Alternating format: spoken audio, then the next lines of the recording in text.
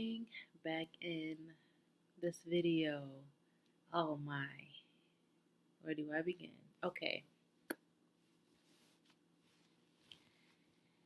The process of self growth is immensely serious if you take yourself serious.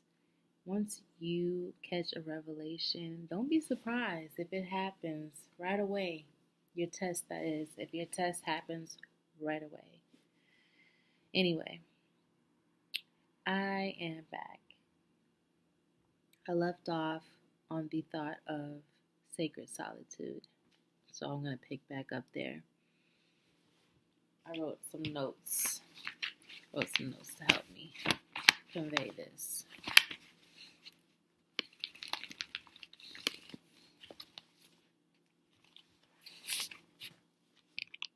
Excuse me.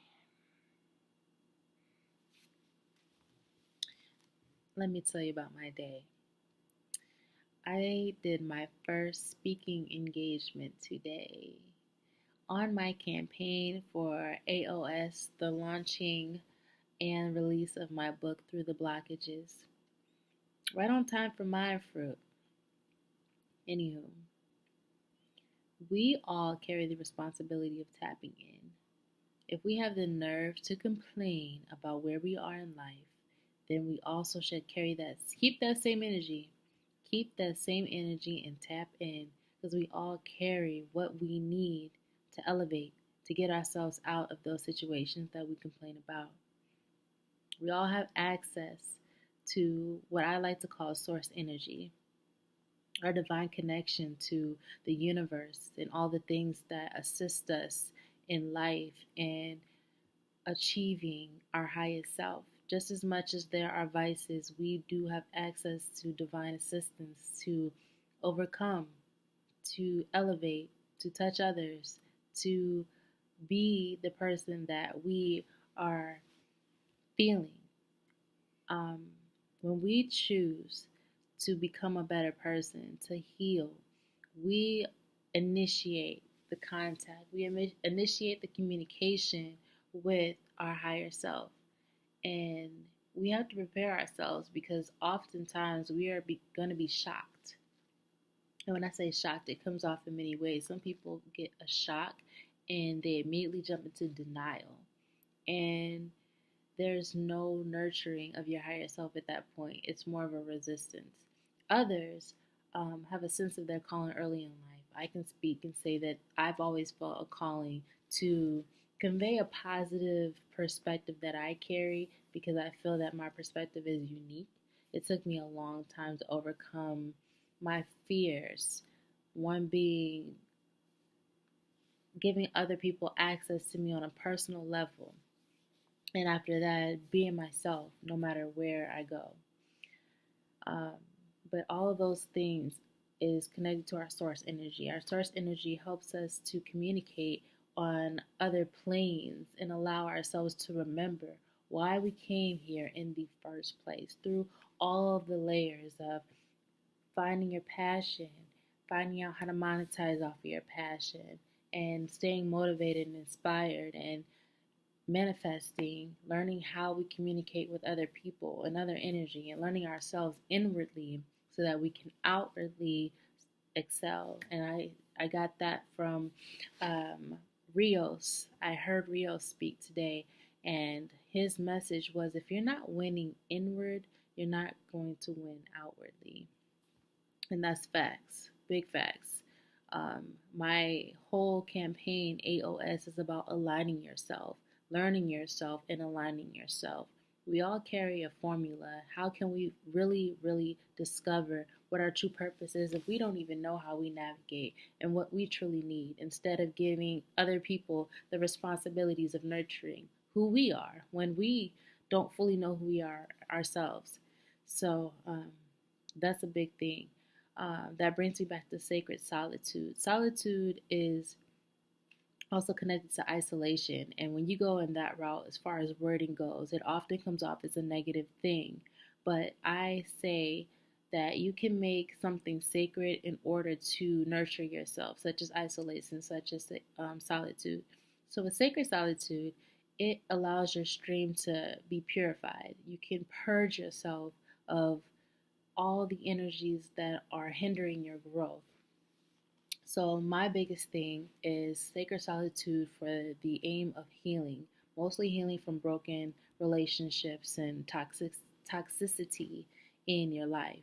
Um, when you can isolate yourself, you allow your source energy to expand and your consciousness to expand, and you can now allow yourself an opportunity to heal on the basis of your own inner knowledge. Some things will come off intuitions, other um, energies will just lead you to the information that you need, whether it be on your phone, through a conversation, through a book, whatever it is. A lot of these things don't occur if you have other energy around blocking the, I like to call them portals, that you will connect with other energies that give you these revelations. Another major factor is self preservation. Once you go through something, there is a lot of debris, and there are a lot of things that still hold on and remain, even when you're trying to grow, that will exist as triggers. And our emotions are very, very strong, especially when you are of sensitive makeup. You have the DNA of being easily triggered, and some people call it a bad temper or hot headed. You're sensitive. Allow your sensitivity to be your strength by learning yourself, learning your formula, and learning what energies trigger you. And even as deep as going into studying the foods that you eat, studying what are you putting in your body that affect the chemicals, that affect your brain, that affect your ways of thinking, your emotions. Allow yourself to know the formula of what's going on internally so that you can cultivate the art of self. Um, and this all can be done through sacred solitude. Don't be afraid to make a decision to grow. And if that requires you to either cut someone off or take a break, take a leave of absence from a relationship, a friendship, anything involving another person, do that. And if that person truly cares about you, they'll respect your decision and you'll check back in once you feel that you're ready. It's not a big deal. A lot of times we take on other people's emotions, and it's easy to feel guilty for making the decisions to be better. And that's not fair to you. We often also um, make sacrifices on behalf of other people, and that sacrifice is a sacrifice to our own self, our own inner beings, our desires, our purpose, because we are sacrificing energy that we need for ourselves. No one can drink from an empty cup. Self preservation, allow yourself to nourish the spaces that were malnourished in your interactions with other energies forever. How long? A lot of times we need that space to recover and give our wounds a place to rest so that we can analyze them and know what to salvage and what to let go of. Personally, I struggle with letting go, learning what is seasonal, learning how to take on the mindset of everything isn't a tragedy. And it's funny because I tell my daughter this. She's very intense in her energy. She feels things very deeply, just like me. And there are situations where I have to tell her that everything is not a tragedy. It's okay. Breathe, let it go. And I find myself telling me the same thing so that my mind can be less burdened and allow space for the new to come in. For anything new to grow, you have to let go and empty yourself of the old. It's not an easy process. I'm not going to say it like it's a no brainer, but at the same time, if you are so set on growing, if you're done, if you're over cycles, if you're tired of tripping and falling over your own feet, be still. Sacred solitude allows you to be still. Sit in your mess. That's another one that I got from Rios today. Sit in your mess, and it's really true. We carry a lot of things, and only we are able to truly, truly get rid of them. We can't throw them on other people. That's not fair, especially if we're trying to receive love. We gotta experience and practice love toward other people. Firstly, not unloading and unpacking so much of our burdens on other people without trying to assess ourselves first. Um, so yeah, assess what's worth keeping and what we need to let go. So after doing these things, the last thing that I want to say is um, being balanced is a big, big, big factor in your success of sacred solitude. Just like a diet or exercising or any bad habit you're trying to kick, it's never easy. Sometimes it takes us a couple of rounds going. And I'm speaking from experience. This isn't something I just popped up and was able to do. It took me quite a while, but it was during a time where I had no other choice but to heal myself for the sake of my children, for the sake of my unborn at the time. I was very determined to clear my mind, to clear my heart of those things that are no longer serving me so that I can pursue my purpose and be confident in knowing that this is what is going to take me and elevate me to where I want to be in life. Balancing in mind, body, and soul. That's very important. It's something that takes knowing yourself to truly know what you need. There are so many avenues and so many tools and resources for us if we truly seek them, but everything isn't for everybody. And we can only know what is for us by that trial and error, but not holding on too long. If it's something that we don't need, be grateful for the experience. Take what you can. There's always gems to learn from whatever that thing is, and let it go. Move on. Allow new blessings to pour in. We cannot pray and ask God and whoever that we believe, whatever source energy that we believe in, for blessings and expect there to be no work. So balancing in the mind, stay an individual. If you don't know yourself just yet, allow sacred solitude to reveal that formula, reveal what your purpose is, reveal your mindset, reveal what your beliefs are. What is your core? Build your core, build your mind, build your strengths, and allow yourself a space of kindness and self love, that you don't judge yourself over and beyond for the mistakes that you've made and what has taken you to learn where you're going, where you've been, and why, and all these triggers, the cause and effects, everything matters. That's why sacred solitude is so important and is so useful. Keep a journal of all these things. I know you can run back and go over what I've spoken about so far, but also each day is going to carry something if you're truly seeking it. So I suggest you journal if you can daily, but at least once or twice a week, if not more than that, so that you can assess your growth. Don't sleep. Don't sleep.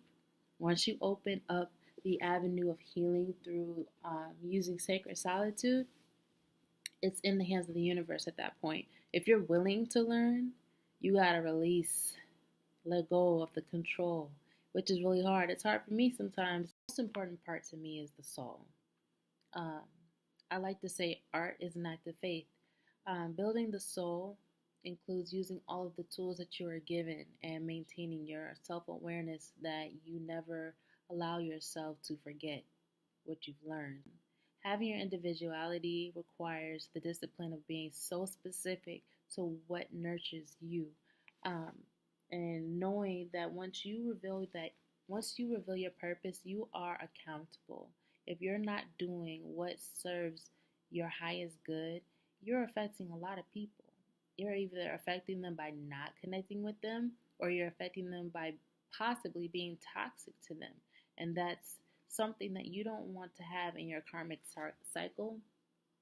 That's why when you feel like you're in a spot in life that you're not supposed to be in, it's dire that you follow your intuitions, because lessons come full circle. And if you're in a space ignoring the signs, they will come back in many other ways through multiple people, even. You will continue to go through these lessons and your soul will feel battered. And that's a whole nother avenue of healing to go through. Healing your soul takes a lot, healing your body takes a lot, your spirit, your mind, all these things. So if you get into a space where you're at a neutral plane, you're able to start over and nurture your soul, follow that intuition. Purge energies, purge conversations, purge the blockages that are going to stop you from not being successful. Sacred solitude. And if you're interested in more information about sacred solitude and all the avenues that I've mentioned, plus more, please subscribe to my channel. There will be more streams of this, as well as check out aosvavi.com. There you will find all of the blogs and write ups about these topics and connecting to mental wellness and creativity, as well as look out for the release of my book, AOS Volume 1 Through the Blockages. I'm so excited. So sleepy, but so excited. Thank you guys for tuning in. This is your Monday Mind Fruit with a little spin to it this time. This is a dual video right here. I will be releasing another video next week. Tune in with me. Follow me on all my social media platforms. Catch my lives. And I will be speaking with you guys very soon. Peace, love, and progress. This is the art of self.